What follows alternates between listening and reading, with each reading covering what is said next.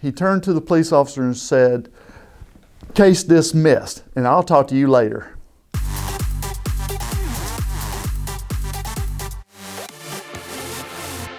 My wife and I, we lived in West Palm Beach. I'd had a '66 Corvette, pretty soupy, and running straight pipes with headers, so it made a little bit more noise than typically. And where we lived at the time was halfway between where I worked and where she worked at. So at around noon each day, we would head out and meet at the house and have a lunch and enjoy a little bit of time and then go back to work. Well, this particular day I was running late, and I knew she was already probably at the house.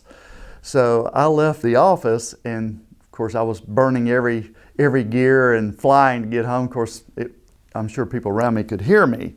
I pulled in onto the street that we lived on, and I noticed about halfway down the street, a motorcycle cop with his little blue lights was coming my way, and I'm sure he was looking at me. So I pulled up, instead of pulling in the driveway, I just pulled out in front of the house because I know, like I said, he was looking for me. So about this time, I look up and my wife, Becky, looked out the front door, and her face expression was like, "What's going on?" The motorcycle cop was getting off his bike, and of course I'd gotten out of the car like nothing was going on. We started having this friendly conversation, and he started looking at the Corvette and had a smile on his face. "Hey, good looking Corvette," with the thumbs up. And he said, "Sir, I did not see you, but I heard you, and I know you were speeding." And I explained to him, I says, "Well, my office is over here," and at that point I was in the military, so I did have my military uniform on, which I think went a long way. I was telling him the story about, hey, we drive home to eat lunch with each other and go back to work. So he looked over at me and he says, "Do me just one favor. Drive slow, eat fast." And let me off the hook. No warning, no nothing. Got back on the motorcycle and took off. The next story is I was living in Florida. We were coming in from Okeechobee. I was flying, and I was coming up on I-95. So I went through Military Highway, which is a signal light, went over a railroad track, turned left to get on I-95 going north. And about the time I was about a quarter of a mile up on the interstate, I did get the blue lights, pulled me over, and the guy said, "It took me forever to catch you." And at first he was going to write me a reckless driving ticket. And I said, "Sir, how do you write me a reckless driving ticket?" He said, "Well," he lined through that, and he said, "I'm going to give you a speeding ticket." I said, "Well, how fast was I going and where was I at?" He said, "Well, I'm giving you a speeding ticket anyway." And I said, "Okay." Of course, at that point, the best thing to do is say yes, sir, no, sir, and move on down the road.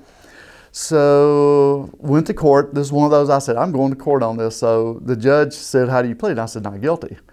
And at the time, you didn't have to wait another month or whatever. He said, "Well, plead your case." And I said, "Well, sir, if you look at the ticket," and I explained to him, I went over the railroad track, through the light, through the railroad track, turned left to get on I-95, and he didn't even pull me over until I was about a half mile up the road. He wanted to give me a reckless driving ticket, and I said, "How do you do that?" Then he marked that out and said speeding. And then I said, "Where did he catch me speeding at?" The look on the judge's face, he turned to the police officer and said, "Case dismissed, and I'll talk to you later." And I walked out. Now this was in Lake Worth, just south of West Palm Beach.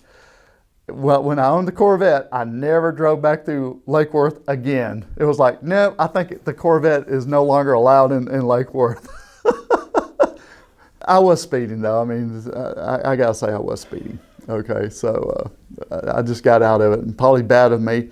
But the third one that involved police officer, I was not as fortunate. Sometime later, the Corvette was just sort of sitting around. So when I did drive it, I had more of a tendency to speed with it than, if you're driving it every day, you just sort of become a commuter car. So me and a buddy of mine, we left Greensboro, North Carolina, going to Reidsville, North Carolina, and there's this road that's a 4-lane divided highway, and there's nothing but farmland, no houses, no nothing. And I'm not real sure how fast I was going, but I'm sure I was probably running about 130, 140 miles an hour. And we were slowing down as we was topping the hill, because I was figuring, hey, I don't know what's on the other side. I need to slow down just a little bit. And about that time, truly, over the hill came the cop. He caught me probably doing about 110, and I had slowed down. I had that choice. Do I get off the exit ramp and run from him or pull over? And I had a buddy of mine in the car with me, and he was screaming, pull over, pull over. He's coming around to get you, because he had his lights on and everything, and he had to cross the median and come back around. And I thought, well, yeah, I guess we need to pull over. So the guy pulled me over and says, you were speeding, I got you on radar, follow me down to the magistrate office, downtown Greensboro, North Carolina.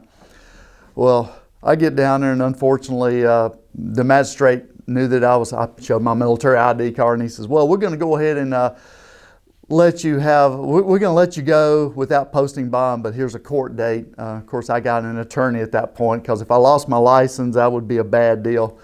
Went to court, and it was rather expensive to get me out of that one. Well, I got it reduced to like a 65 or whatever. So it definitely helped me to keep my license.